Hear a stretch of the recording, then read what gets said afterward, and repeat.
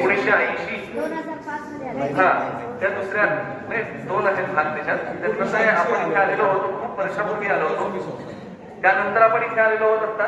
तर तसं समर्थ हे सगळ्यांना ज्ञात आहे, पण विशेष मला इथे नोंद करावीशी वाटते की इतक्या ठिकाणी आम्ही नवऱ्याला फिरतो, पण नांदेडमध्ये पहिल्यांदा असं घडलं की प्रत्येक रामदासाचा वैयक्तिक सत्कार सुरुवातीला करण्यात आला.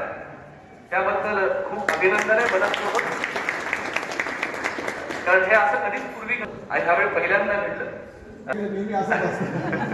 आम्हाला सवय नाही त्याची. पण आता इथे समर्थांच्या चरण पादुका 28 तारखेपर्यंत इथे आहे. 29 तारखेला इथून हैदराबाद म्हणजे भाग्यनगर तिकडे जाणार. रोज सकाळी 6 वाजता इथे काकडारती होईल समर्थ चरण पादुका. काकडारती झाल्यानंतर षोडशोपचार पूजा झाल्यानंतर लगेच भिक्षा फेरी असते. गावातल्या निरनिराळ्या भागामध्ये रामदासी मंडळी रघुपतींचं भजन आणि मनाच्या श्लोकाची गर्जना करत भिक्षा मागतात.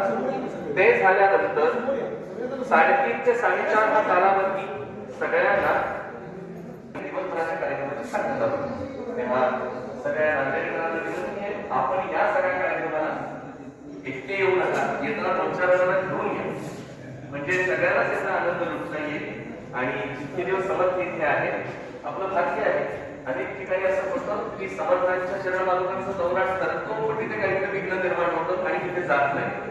हे समर्थांनी ठरवलंय म्हणून यंदा हे घडलं.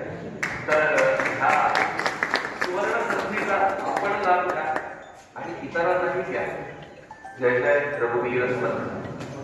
त्यानंतर सायं उपासना होईल, परंतु आधी आपण थोडं सामान आज लागेल आणि त्यानंतर सायं उपासना आणि आज आरती होऊन शेजारती होईल रात्री. आणि आजच्या दिवसाच्या कार्यक्रमाची सांगता होऊन सकाळी बरोबर 6 वाजता तिथे कार्यक्रम सुरू होईल. जय जय रघुवीर समर्थ.